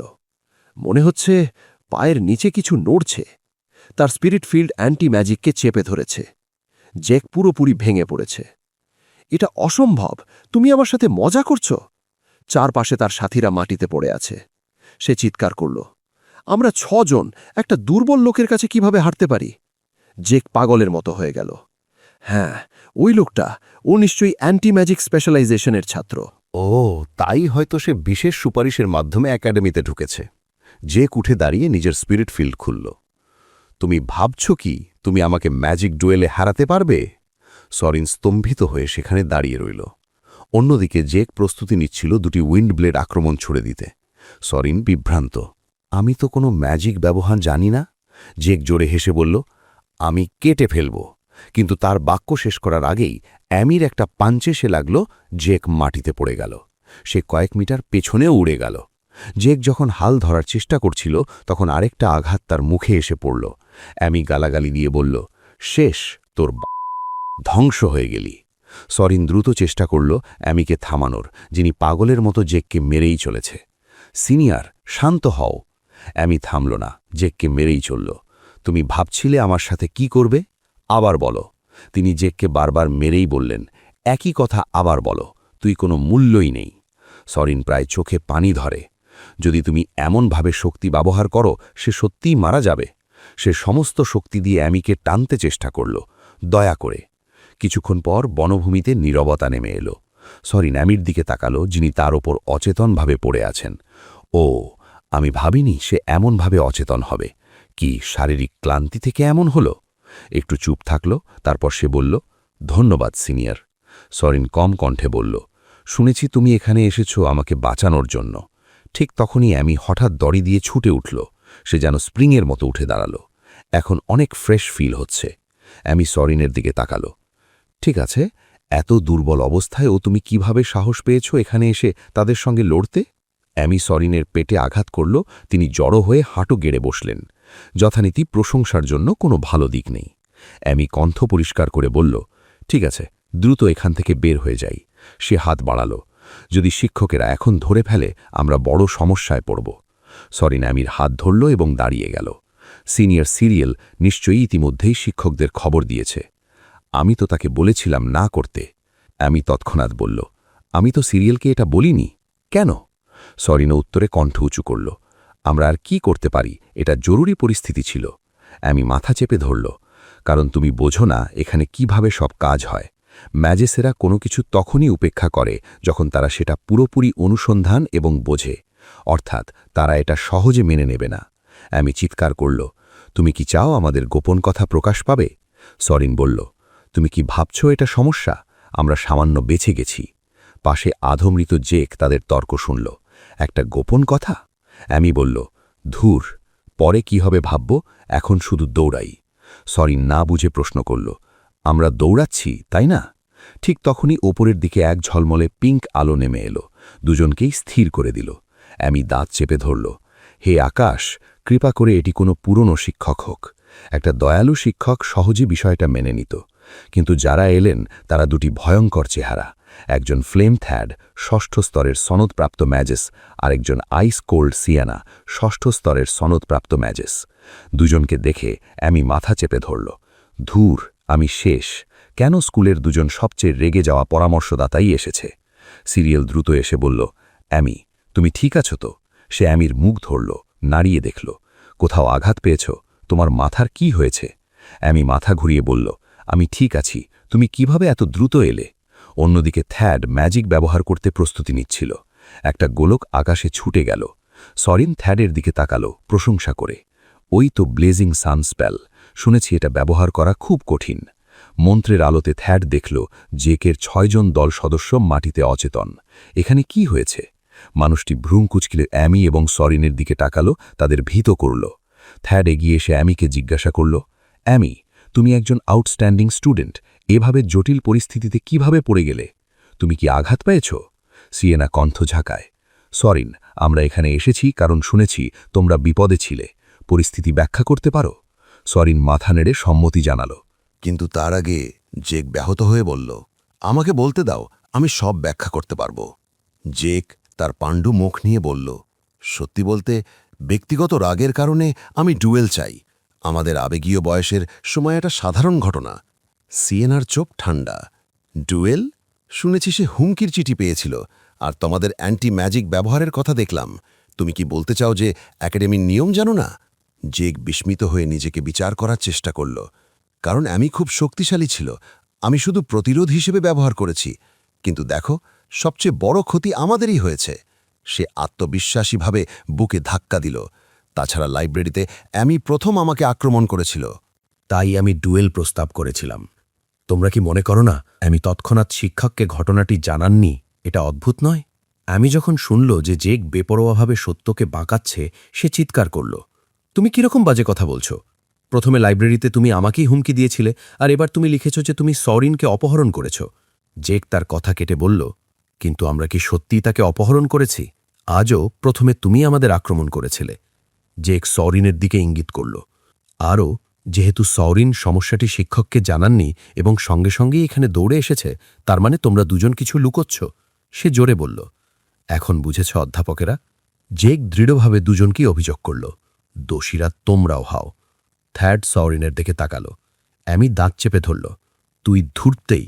জেক হাসল, এখন কেননা তোমরা দুজন এখানেই তোমাদের সেই গোপনগুলো প্রকাশ করো? অভ্যন্তরে সে কুশল্য হাসল। এখন বুঝেছ অন্ধকার মেজের ভয় কি? সে গোপনে হিসাব করল, আমি এই ছোটখাটো ঘটনাকে বড় পরিসরে রূপান্তর করতে যাচ্ছি। কত টাকা লাগবে আমি পাত্তা করছি না। একবার তোমাদের মূল্যবান গোপন উন্মোচন করার পর স্থানীয় সংবাদপত্র, জাতীয় সংস্থা, এমনকি চার্চও জানবে। আমি সর্বত্র খবর ছড়িয়ে দেব। কিন্তু প্রফেসর সিয়েনা তার উন্মত্ততা থামালেন। তাপমাত্রা দ্রুত নেমে গেল। সে বলল, তুমি এখন বাজে কথা বলা বন্ধ করতে পারো জেক। ঠান্ডা বাতাস প্রবলভাবে বয়ে গেল। সিয়েনা বলল, তুমি এবং তোমার বন্ধুরা অ্যান্টিএজিক ব্যবহার করেছ, সীমা ছাড়িয়ে গেছ। তুমি অন্যদের আক্রমণে ব্যবহার করেছ। সে সরিনের দিকে তাকালো। তুমি কি জানো সরিন বা অ্যামিয়ের মন ধ্বংস হয়ে যেতে পারত? তারা হয়তো তাদের স্মৃতিও হারাত। সরিন দাঁত চেপে ধরল। আমার জীবন? প্রফেসর সিয়েনার চোখ বরফের নীল রঙে ঝলমল করল। ওপরের বিষয়গুলো যথেষ্ট যাতে তোমাকে একাডেমি থেকে বহিষ্কার করা যায়। জেক বুক ফাঁপিয়ে জোরে হেসে বলল, একটি সাধারণ কাউন্সিলরও কি আমার বহিষ্কার দাবি করতে পারে? ফা এগিয়ে এসে সিয়েনাকে ফিসফিস করে বলল, প্রফেসর, অড্রিয়া পরিবারের অনুদান প্রায় পুরো একাডেমির রক্তধারা। তাদের ফান্ডিং ছাড়া আমাদের বেতনও হবে না। সিয়েনা আবার বললেন, আমাদের মতো কাউন্সিলরদের কাজ ছাত্রদের সঠিক পথে পরিচালনা করা নয় কি? সে ঠান্ডা কণ্ঠে বলল, যদি তোমরা তা করতে না পারো তবে প্যাক করে একাডেমি ছেড়ে যাও। জেক জোরে হেসে বলল, ঠিক আছে, দেখি আমি বহিষ্কৃত হব নাকি তুমি চাকরি হারাবে। সে চোখ বড় করে সিয়েনার দিকে তাকালো। এই দুনিয়া অর্থের দ্বারা চলে। টাকা, টাকার সামনে সবাই নত হবে। সিয়েনার মুখমণ্ডল আরও কঠিন হয়ে গেল। জেক এখনও বাজে কথা বলছিল। তুমি এই সুযোগটি কাজে লাগাও এবং এই দুনিয়া সম্পর্কে আরও শেখো, সিয়েনা সরলভাবে বলল। তারপর সে হাত উঁচু করল। দেখি, এখনও তোমাকে একটি শিক্ষা দিতে হবে। বরফের একটি স্তম্ভ ধীরে ধীরে তৈরি হতে লাগল। বাতাস এত প্রবল যে চোখ খোলা সম্ভব নয়। সরিন বলল, কি শীতল। আমি চোখ কুচকে বলল, কিভাবে সব এত দূর পৌঁছল? থ্যাড দ্রুত হস্তক্ষেপ করল। প্রফেসর থ্যাড, তাকে থামানোর চেষ্টা করুন। একজন ছাত্রকে এভাবে সরানো যায় না। 1 সেকেন্ডের মধ্যে জেক বরফের পাহাড়ে ফেসে গেল, যেন বরফের ভাস্কর্য। অগণিত ধারালো বরফের শিকল তার মুখের দিকে নির্দেশিত। সরিন মুখ খোলা দেখে অবাক হয়ে রইল। চমৎকার! সে তার পোশাকের একটি ধারও স্পর্শ করেনি। এর মানে তার কাছে এমন ক্ষমতা আছে যে সবচেয়ে ছোট জায়গায়ও ম্যাজিক নিয়ন্ত্রণ করতে পারে। সরিন বিস্মিত। ইতিমধ্যে বোঝা গেল কেন তাকে জিনিয়াস আইস মেজ বলা হয়। সিয়েনা বলল, জেক, তুমি কি সত্যিই মনে করো সবকিছু টাকা দিয়ে সমাধান করা যায়? জেক এখনও ছাড়ে না। চিৎকার করে বলল, বাজে কথা বলা বন্ধ করো এবং আমার জন্য এই বরফের জাদু খোলো। সিয়েনা আঙুল চেপে ধরলেন। বরফের পাহাড় তৎক্ষণাৎ ভেঙে গেল। সে ধীরে ধীরে বলল, আমরা জানতাম তুমি অনেক ছাত্রকে ক্ষতি করেছ, তবে একাডেমি তোমার কৃতকর্মের জন্য শাস্তি দিতে দ্বিধা করেছিল। জেক মাটিতে হাঁটু গেড়ে বসল। এটা আমার পরিবারের অনুদানের জন্য, তাই না? সিয়েনা জোরে বলল, ভুল বুঝো না। স্কুল এমন জায়গা নয় যেখানে শিক্ষকেরা তোমাকে টাকার জন্য শেখায়, বরং আমরা এমন পাঠ দিই যা টাকা দিয়ে কেনাও সম্ভব নয়। জেক হেলা করে, এটা কি? সিয়েনা বলল, সত্যি বলতে তুমি কি মেজ হতে চাও না? এই বাক্য জেককে সজাগ করল। সে তার ছোটবেলার সমনে ফিরল। প্রফেসর সিয়েনা, যদি আপনি আমাকে 5ম গ্রেডে নিতে সাহায্য করেন, আমি একজন মহান মেজ হব এবং আপনার ঋণ শোধ করব। সিয়েনা বললেন, যে স্বপ্ন তুমি তোমার বন্ধুদের সাথে ভাগ করেছ, একসাথে মেজ হবার জন্য পড়াশুনো করেছ, এটা কি তোমাকে এত দূর আনতে সাহায্য করেনি? জেক স্তব্ধ হয়ে রইল। সে তার ছোটবেলার স্মৃতি মনে করল। সিয়েনা জিজ্ঞেস করলেন, তুমি কি সত্যি নিজের হাতে এতদূর অর্জিত সবকিছু ধ্বংস করতে চাও? সিয়েনা জেকের দিকে কোমলভাবে তাকাল। সে কিছুক্ষণ চুপ থাকল, তারপর বলল, প্রফেসর। জেক মুখ নিচু করে মাটির দিকে তাকাল। দীর্ঘ সময় পর সে বলল, আমি দুঃখিত। সরিন আকাশের দিকে তাকাল। সে ভাবল তার জন্য সবচেয়ে গুরুত্বপূর্ণ কি? শাস্তির কক্ষে চিৎকার হচ্ছিল, ব্যথা করছে, ধীরে করো, এত নাটকীয় হয়েও না, এটা কেবল একটি চিহ্ন। শেষে যা যায় তাই ফিরে আসে। সরিন এবং অ্যামি মিটিং রুমে বসেছিল। ফা জিজ্ঞেস করল, সরিন, তুমি তৎক্ষণাৎ শিক্ষককে জানালে কেন? এমন কিছু হলে প্রথমে শিক্ষককে জানানো উচিত। পুরুষটির কণ্ঠ স্থির। কিন্তু তুমি একজন সিনিয়রকে বাঁচাতে গিয়েছিলে যিনি তোমার থেকে অনেক লেভেল উপরে। এটি আমরা কোনো ব্যাখ্যা হিসেবে গ্রহণ করতে পারি না। অ্যামিও সরিন একে অপরের দিকে তাকালো। দুজনই চুপ থাকল। কিছুক্ষণ পর অ্যামি বলল, আমি বুঝি, আমি সত্যি উত্তর দেব। সরিন তার দিকে তাকালো। ঠিক আছে, এটা আমরা চিরকাল লুকাতে পারব না, যদিও জানি না কে হেডমাস্টারকে বলল। অ্যামি কিছুক্ষণ চুপ রইল, তারপর বলল, আসলে সরেন হল। সরেন মনে মনে ভাবল, এখন কিছুই করার নেই, সবাই জেনে যাবে যে আমি একজন কমনার। কিন্তু আমি বলল, আসলে সরেন হল আমার বয়ফ্রেন্ড। অ্যামি কথা শেষ করতেই থ্যাড, সিয়েনা আর সিরিয়াল 3 জনেরই চোয়াল নিচে পড়ে গেল। পুরো একাডেমি জুড়ে চিৎকার শোনা গেল, কি? আইস স্টর্ম ম্যাজিক! এটার মধ্যে আছে হিট ম্যাজিক, আইস চেন আর উইন্ড ম্যাজিক, ব্লো আওয়ে ট্রেনের অ্যাট্রিবিউটস। এটা একটা ফিউশন ম্যাজিক, অ্যাক্টিভ সাবক্লাস, একটা স্পেল যেখানে প্রথমে উইন্ড ম্যাজিক ব্যবহার হয়, তারপর হঠাৎ টেম্পারেচার ড্রপ হয় আর ওয়াটারের ইভ্যাপোরেশন ও কন্ডেনসেশন ঘটে। এই স্পেল ব্যবহার করা অত্যন্ত কঠিন। আরেকটা ব্লেজিং সান, এর অ্যাট্রিবিউটস হল হিট ম্যাজিক, ফায়ার চেন আর লাইট ম্যাজিক, ফোটন চেন। এটাও ফিউশন ম্যাজিক, অ্যাক্টিভ সাবক্লাস, একটা মিনিয়েচার আর্টিফিশিয়াল সান তৈরি করার স্পেল। এটা ইলুমিনেশন স্পেলের থেকেও বেশি উজ্জ্বল এবং বেশি সময় ধরে থাকে। এটাও খুব কঠিন স্পেল। চারপাশে ভেসে আসছিল চিৎকার, বাঁচাও, কেউ আছো? কল্পনায় সে যেন গোলাপের কাটায় বাঁধা এক রাজকন্যা, সাহায্যের জন্য ডাকছে, দয়া করে আমাকে বাঁচাও। জেকের দল যেন ইভিল ভিলেন, বলছে, এত দূরের পাহাড়ে তোমাকে বাঁচাতে কে আসবে? আমাদের ফিলিংস অ্যাকসেপ্ট করলেই তো হতো, তাহলে এসব কিছুই হতো না। হঠাৎ একটা ঘোড়ার ডাক শোনা গেল। ভিলেনরা চমকে উঠল, কে? তারা ঘুরে তাকিয়ে দেখল একটা ঝকঝকে সাদা ঘোড়া। কেউ বলল, আর কে হতে পারে? সরিন একদম প্রিন্সের মতো এসে হাজির হল, ব্যাড গাইজদের দূরে ছিটকে দিল। পিছনে গাছে বাঁধা অ্যামি জিজ্ঞেস করল, তুমি কে? সরিন গলাপের কাটা কেটে তাকে মুক্ত করল, নরম গলায় বলল, আমি এসেছি অ্যামি। সে অ্যামিকে কোলে তুলে নিল, একেবারে প্রিন্সেসের মতো। অ্যামি ডাকল, সরেন। সে মিষ্টি করে তাকাল, অ্যামি? দুজন একসাথে ডাকল, সরেন, অ্যামি। ছাত্রছাত্রীরা উত্তেজিত, অসম্ভব, এটা কি সত্যি? মেয়েরা সিরিয়ালের দিকে তাকিয়ে বলল, কত রোম্যান্টিক। সিরিয়াল মাথা নেড়ে বলল, অবশ্যই সত্যি, আমি নিজের চোখে দেখেছি। হঠাৎ একটা গ্লুমি অ্যামি তার পেছনে এসে দাঁড়াল। সিরিয়াল, তার কণ্ঠ পুরো একাডেমিতে প্রতিধ্বনিত হল, তুমি কি ধরনের গুজব ছড়াচ্ছ? আমি জানি তুমি ইদানিং চিজি রোম্যান্স নভেলে অবসেসড, কিন্তু এটা একদমই অ্যাকসেপ্টেবল না। একাডেমির বুলেটিন বোর্ডে একটা অ্যানাউন্সমেন্ট টাঙানো হলো, অফিসিয়াল অ্যানাউন্সমেন্ট, স্কুল রিসার্চ ক্লাবের মিসকন্ডাক্টের জন্য ডিসিপ্লিনারি অ্যাকশন, বিশেষ করে তাদের ভায়োলেন্ট বিহেভিয়ার এবং অন্যান্য ঘটনার জন্য। এর নিচে, গডেস অফ আনিয়া, অ্যামি কারিস, নতুন স্টুডেন্ট সোরেন আরিয়েনের সাথে ডেটিং করছে। সিনিয়র অ্যামি জানায় সে এই রিলেশনশিপ শুরু করেছে তার প্রিয়জনকে এক ভুল হিংসতার চক্র থেকে বাঁচাতে। তাদের কানেকশনের মুহূর্তেই ইয়াং লাভ ব্লসম করেছে। ডার্ক ম্যাজিক খুব সহজেই ডিফিট হয়েছে। নতুন স্টুডেন্টের আসল পরিচয় কি? অ্যামি অ্যান্ড সরেন, এক নির্জন পাহাড়ি বনে চাঁদের আলোয় প্যাশনেট কেস। স্কুলের মাঠে মেয়েরা চিৎকার করছে, ও মাই গড, আমি তো হিংসায় পুড়ে যাচ্ছি। অ্যামি চিৎকার করে বলল, সিরিয়াল, তুমি কি বাঁচতে ক্লান্ত হয়ে গেছ? সে দীর্ঘশ্বাস ফেলল, তুমি তো নিজের চোখেও কিছু দেখনি। সিরিয়াল হাসতে হাসতে বলল, দেখার দরকার কি? তুমি তো বলেছ তোমরা ডেটিং করছো, তাহলে কিস তো করেছই, তাই না? সে হাসল, আমি সব হিসাব করে ফেলেছি, এখন আর কোনো অ্যানোয়িং ছিলে তোমার কাছে আসার সাহস করবে না। অ্যামি জিভ কেটে বলল, অন্তত এই অংশটা ঠিক বলেছ। কয়েকদিন আগে থ্যাড টেবিলে হাত মেরে বলল, তুমি মিথ্যা বলছো, তাই না? আমার জানা অ্যামি কারো সাথে ডেটিংয়ে ইন্টারেস্টেড না, এটা খুবই অ্যাবসার্ড। তার উপর সরেন তো নতুন ট্রান্সফার স্টুডেন্ট। অ্যামি শান্তভাবে গল্প বানালো, আসলে ছোটবেলায় সরেনের সাথে আমার দেখা হয়েছিল, আর এখন স্কুল ম্যাজিক একাডেমিতে আবার দেখা হওয়া, তুমি এটাকে ফেট বলতে পারো। সে ঘুরে দাঁড়িয়ে চুল সরিয়ে সরেনের দিকে হেসে বলল, ঠিক বলছি সরেন? সরেন নিচু গলায় বলল, আর এর দায় তুমি কিভাবে নেবে? কথা শেষ হওয়ার আগেই অ্যামি তাকে জোরে লাথি মারল। সরেন তাড়াতাড়ি মাথা নেড়ে বলল, হ্যাঁ ঠিকই বলছে।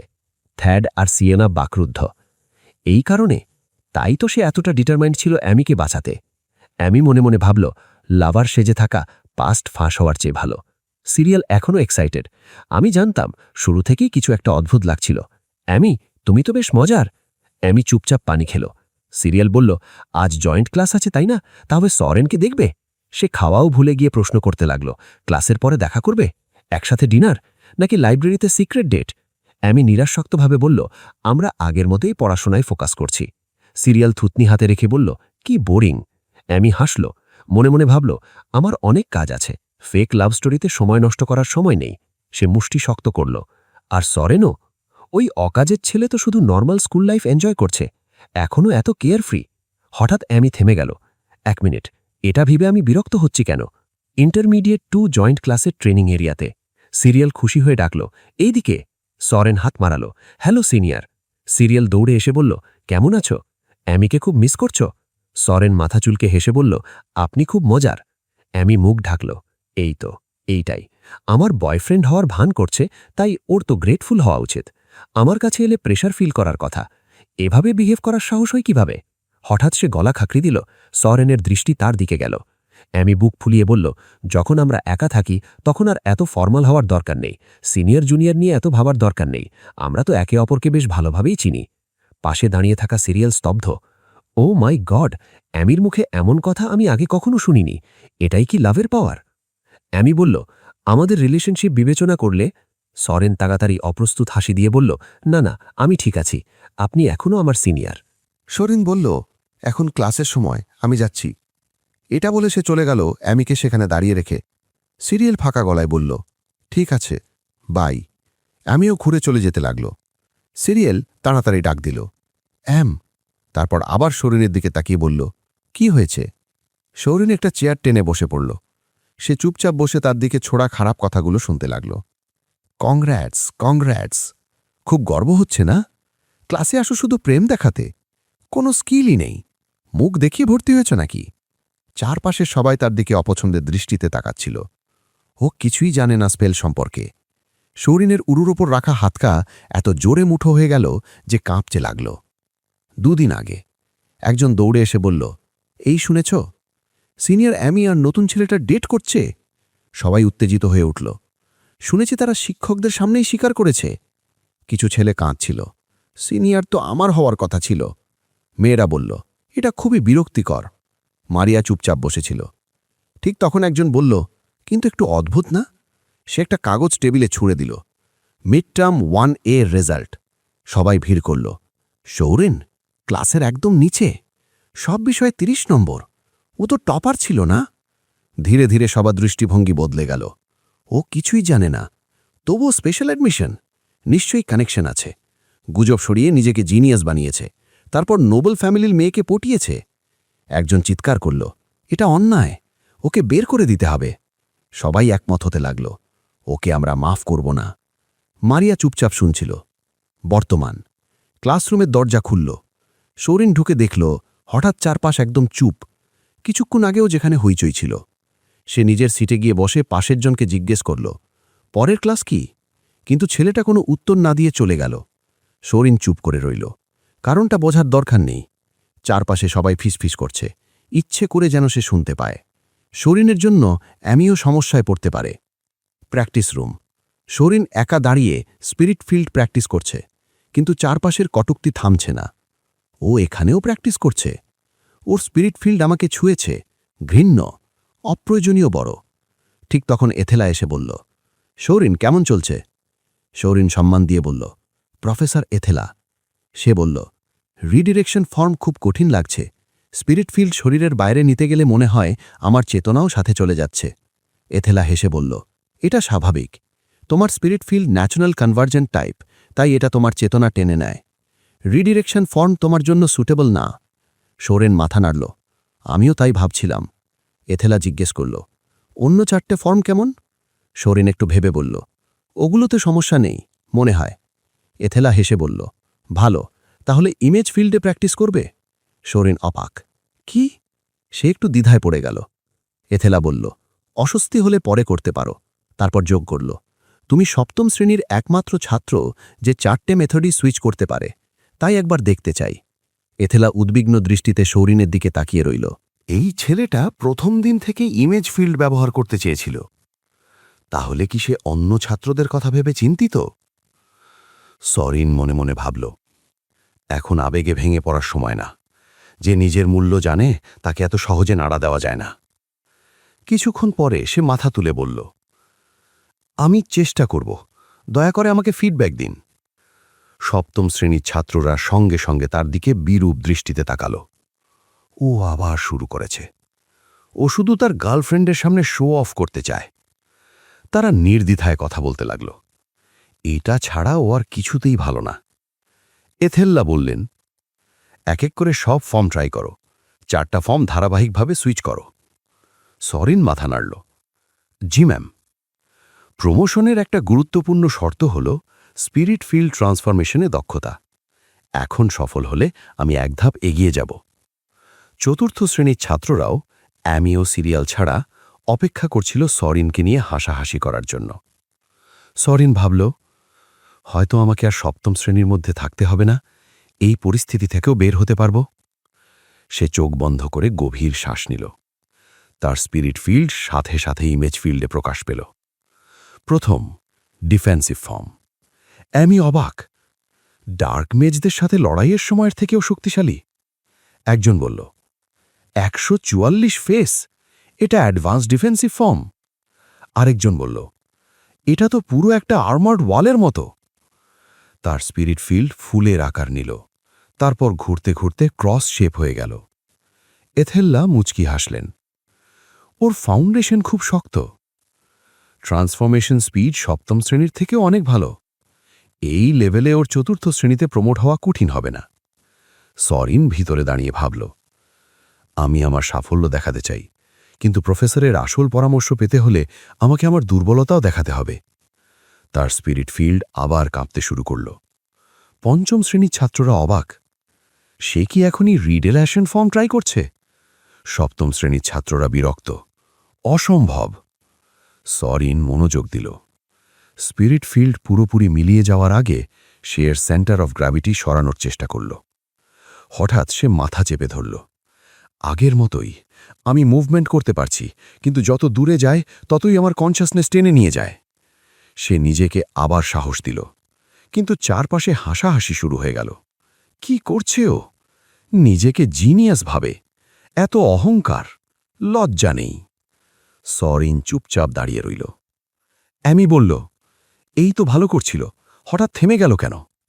সিরিয়াল বলল, ওর স্পিরিট ফিল্ড দেখো, এত কাঁপছে কেন? অ্যামি মাথা নাড়ল। না, ও এত দুর্বল না। সে ধীরে বলল, সাম্প্রতিক সময় কি কিছু হয়েছে? সরিন মাথা নিচু করে দাঁড়িয়ে। মানুষ অন্যের ব্যর্থতা দেখে এত আনন্দ পায় কেন? তারা কি শুধু আমাকে ফেল করতে দেখতে চায়? চারপাশে সবাই তাকে আলাদা করে দিচ্ছে। সে নিজেকে নিয়ে সন্দেহ করতে শুরু করল। হয়তো আমি এখানে বিলং করি না। শৈশব থেকে এখন পর্যন্ত সব স্মৃতি মাথায় ভেসে উঠল। ঠিক তখন একটা কণ্ঠস্বর শোনা গেল, তুমি বেশি ভাবছ। দ্বিধা করো না, যা করতে চাও সেটাই করো। তুমি কি মেজ হতে চাও না? সরিন অবাক, কে এটা? তারপর হঠাৎই সে নিজেকে সামলে নিল। আমি কি ভাবছি? সে চোখ শক্ত করে বন্ধ করল।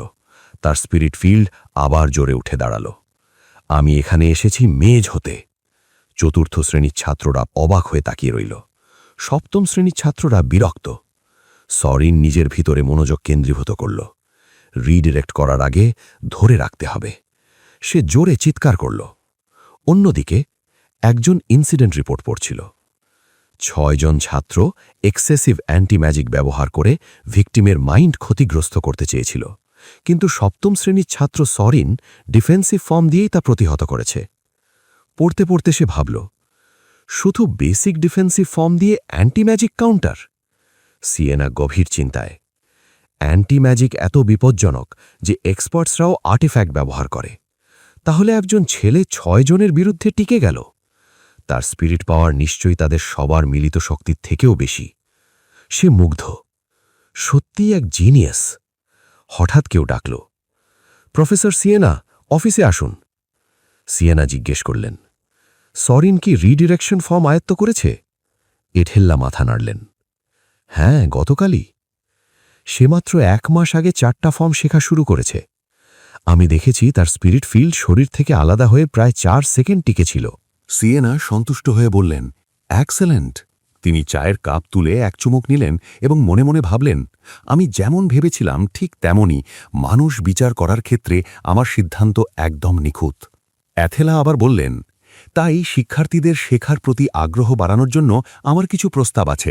সিয়েনা চশমা ঠিক করে বললেন, মনে হচ্ছে আমরা একই ভাবনায় আছি।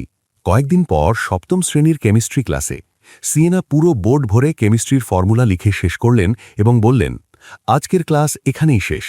ছাত্ররা স্বস্তির নিঃশ্বাস, কিন্তু সিয়েনা আবার বললেন, আমি ক্লাস আগে শেষ করছি কারণ আমার একটি বিশেষ ঘোষণা আছে। তিনি ডাকলেন, সরেন, নতুন ছাত্র দাঁড়াও। সৌরিন দ্রুত উঠে দাঁড়াল। জি। সিয়েনা বললেন, স্টুডেন্ট সৌরিনকে বিশেষভাবে 5ম শ্রেণীতে প্রমোট করা হচ্ছে। আগামীকাল থেকে তোমার রুটিন 5ম শ্রেণী অনুযায়ী চলবে। নিজেকে মানিয়ে নেওয়ার চেষ্টা করো। ক্লাসে সঙ্গে সঙ্গে গুঞ্জন শুরু হয়ে গেল। শুনলে সে একসাথে 2 গ্রেড প্রমোট হয়েছে? অসম্ভব। সাধারণত 1 গ্রেড উঠতে 2 বছর লাগে। সবাই একই প্রশ্ন ভাবছিল, কোন পরিবার তাকে সাপোর্ট করছে? সিয়েনা বই তুলে বেরিয়ে যাওয়ার প্রস্তুতি নিলেন। আশা করি তোমরাও একই লক্ষ্য নিয়ে চেষ্টা করবে। এটাই আজকের জন্য। ঠিক তখনই ছোট চুলের সেই মেয়েটি উঠে দাঁড়াল। ওয়েট, আমি আপত্তি জানাচ্ছি। সে বলল, একসাথে 2 গ্রেড প্রমোশনের কোনো প্রেসিডেন্ট নেই, এটা সন্দেহজনক। সে আরও বলল, একজন ছাত্র যে কোনো ম্যাজিকই ব্যবহার করতে পারে না তাকে কেন আর্লি প্রমোশন দেওয়া হচ্ছে? সিয়েনা একটু থামলেন। ম্যাজিক ব্যবহার করতে পারে না? তিনি সৌরিনের দিকে তাকালেন। এটা কি সত্যি? সব চোখ এখন সৌরিনের দিকে। চারদিকে যেন একই চাপ। বলো যে তুমি পারো না, বলো দ্রুত। সৌরিন শান্তভাবে বলল, জি, আমি এখনও কোনো ম্যাজিক ব্যবহার করতে পারিনি। সিয়েনা কিছুটা অবাক হলেন। অবিশ্বাস্য, এমনকি সাধারণ একটা স্পেলও শেখেনি। তবুও তিনি বললেন, তবে প্রমোশনের জন্য ম্যাজিক জানা বাধ্যতামূলক এমন কোনো নিয়ম নেই, তাই কোনো সমস্যা নেই। হঠাৎই এক বড় ছেলে টেবিলে জোরে আঘাত করে উঠে দাঁড়াল। এটা একদম গ্রহণযোগ্য নয়। সে বলল, এটা স্পষ্ট ফেভারিটিজম। শিক্ষকরা নিজেরাই বলেছেন স্পিরিট ফিল্ডই সবকিছু নয়। সে সৌরিনের দিকে তাকিয়ে বলল, স্পিরিট ফিল্ড ছাড়া ও আর কি পারে? একটা স্পেলও জানে না। সাথে সাথে অন্যরাও যোগ দিল, ঠিক বলেছ, স্পেল কাস্টিংয়ে আমরা ওর থেকে ভালো, থিওরি ক্লাসেও ও পিছিয়ে। তারা সিয়েনার দিকে তাকিয়ে বলল, আপনি যদি এখনও তাকে প্রমোট করতে চান, আমরা স্টুডেন্ট কাউন্সিলে অভিযোগ করব। সিয়েনার চুপ করে বইলেন। মনে মনে ভাবলেন, এটা শুধু অন্যায়ের প্রতিবাদ নয়, এর সাথে আবেগও জড়িত। তিনি বললেন, আমি তোমাদের কথা বুঝতে পারছি, হয়তো আমি তাড়াহুড়ো করে ফেলেছি। শিক্ষকদের মিটিংয়ের পর আবার সিদ্ধান্ত জানানো হবে। বড় ছেলেটি সন্তুষ্ট হয়ে হাসল। পরে সিয়েনা একা বসে আকাশের দিকে তাকিয়ে ভাবছিলেন, ছাত্ররা এত উত্তেজিত কেন? ঠিক তখন মারিয়া এসে বলল, প্রফেসর সিয়েনা, আমি কিছু বলতে চাই। আজকের জন্য এতটুকুই। নেক্সট পার্ট খুব তাড়াতাড়ি আপলোড করা হবে, তাই মিস করতে না চাইলে সাবস্ক্রাইব করে রাখতে পারেন। আর ভিডিওটি ভালো লাগলে কমেন্ট আর লাইক করতে ভুলবেন না। তাহলে দেখা হচ্ছে পরবর্তী ভিডিওতে।